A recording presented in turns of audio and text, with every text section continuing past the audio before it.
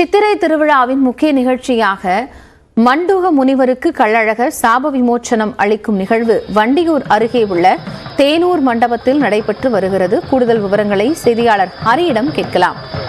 ஹரி, இந்த நிகழ்வினுடைய முக்கியத்துவம் என்ன?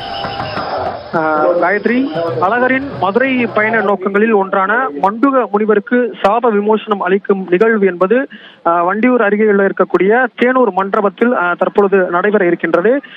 நேற்று காலை வைகை ஆற்றில் எழுந்தருளிய கள்ளழகர் இரவு வண்டியூர் வீரராக பெருமாள் கோவிலில் தங்கினார். இன்று மதியம் 12 மணி அளவில் அங்கிருந்து சேஷ வாகனத்தில் எழுந்தருளி வைகை ஆற்றுக்குள் அமைந்துள்ள தேனூர் மண்டபத்திற்கு வந்தடைந்துள்ளார். இங்கு சேஷ வாகனத்தில் இருந்து கருட வாகனத்திற்கு மாறி பக்தர்களுக்கு அருள்பாலிக்கிறார். முன்னதாக மண்டபத்தின் அருகே அமைக்கப்பட்டிருக்கக்கூடிய அந்த குளத்தில் வைக்கப்பட்டிருந்த மண்டுக முனிவரின் சிலைக்கு சாப விமோசனம் அளித்து அதனை உணர்த்தும் விதமாக அங்கு கட்டி வைக்கப்பட்டிருக்கும் நாரை என்பது பறக்கவிடப்பட்டுள்ளது.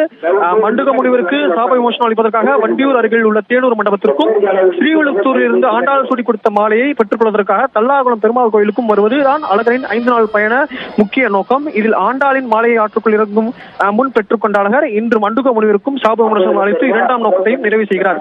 இந்த நிகழ்வில் திரளான பக்தர்கள் கலந்து கொண்டிருக்கின்றனர். காயத்ரி, நன்றி ஹரிகிருஷ்ணன், விவரங்களை இணைந்து வழங்கியமைக்காக.